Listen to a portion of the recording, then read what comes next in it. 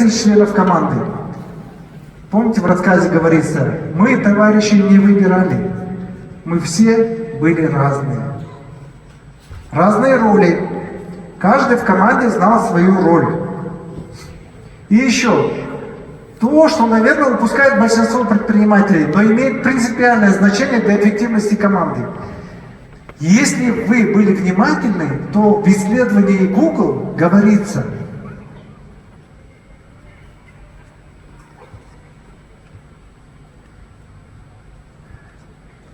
уважительное отношение членов команды друг к другу способствует повышению ее коллективного интеллекта, так же, как негативные эмоции разрушению команды даже самых блестящих специалистов.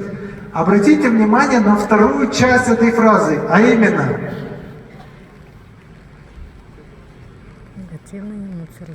негативные эмоции разрушению команды даже самых блестящих специалистов. Здесь я хочу заострить ваше внимание особо, потому что в исследовании Google об этом не заостряет внимание.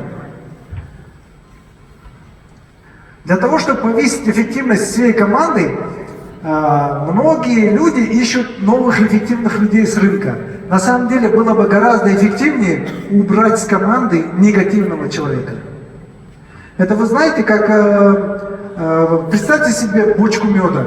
Да? Вот есть русская народная пословица: одна бочка меда, одна ложка дегтя портит целую бочку меда. Қазақтарда енді ғой, бір мұнақ бір не балды ұзақ дегендей.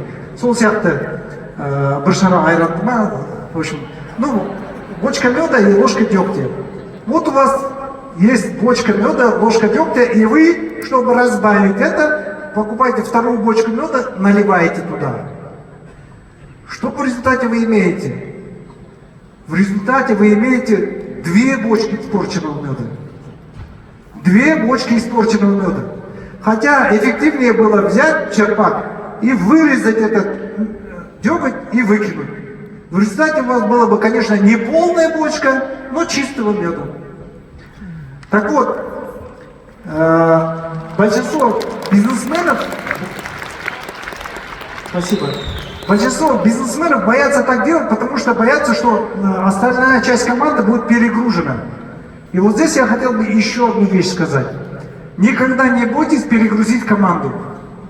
Команда – это как истребитель. Она любит скорость, и она любит нагрузку.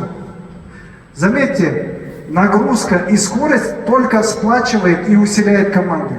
В то время как маленькие цели и маленькие нагрузки разрушают команду. Маленькие цели и маленькая скорость разрушают команду. Это четко зарубить себе на носу. Поэтому, если у вас есть команда, ставьте большие цели.